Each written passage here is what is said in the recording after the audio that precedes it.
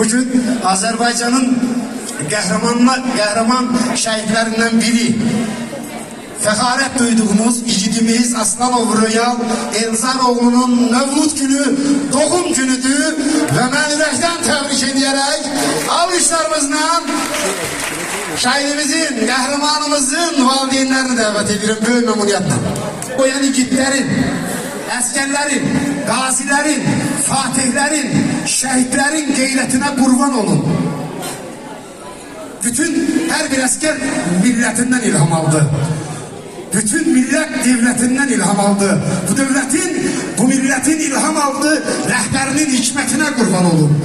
Kamiloğlu, kimse kallar yaraların, vatan için şehit verip balaların, oğul diye sızıldayan ataların, anaların gözyaşına, hüffetine kurban olun.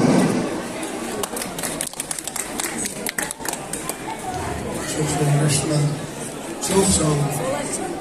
Çok hürmetli şehit aileler.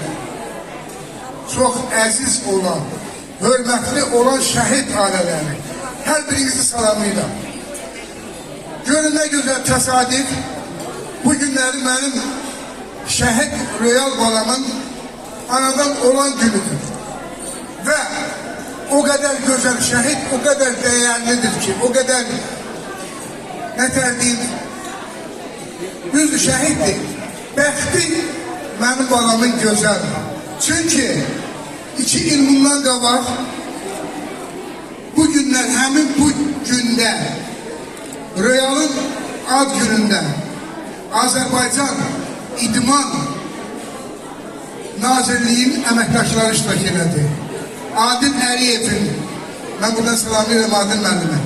Adil Əliyevin əməkdaşları iştirak elədi.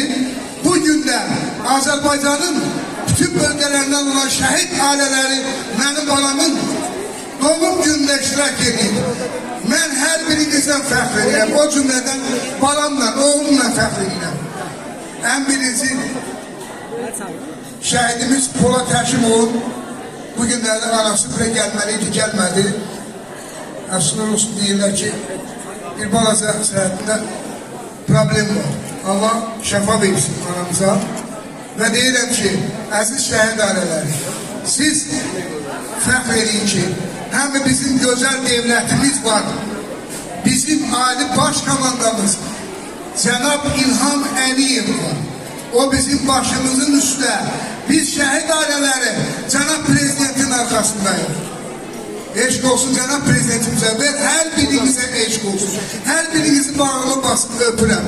Var olasınız. Ne yaxşı ki siz varsınız. Ne yaxşı ki biz varız. Allah her bir şehit ailesine, analara, atalara sabır versin.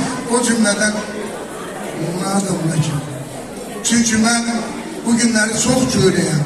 Bir evlat itirmek, bir oğul itirmek çok çətindir. Bunu başa düşün. Ata için danışmak, evlat itirmek, bir oğul itirmek, arka dayak itirmek, familiya itirmek çok çətindir. Ama ben de özürüm. Niye?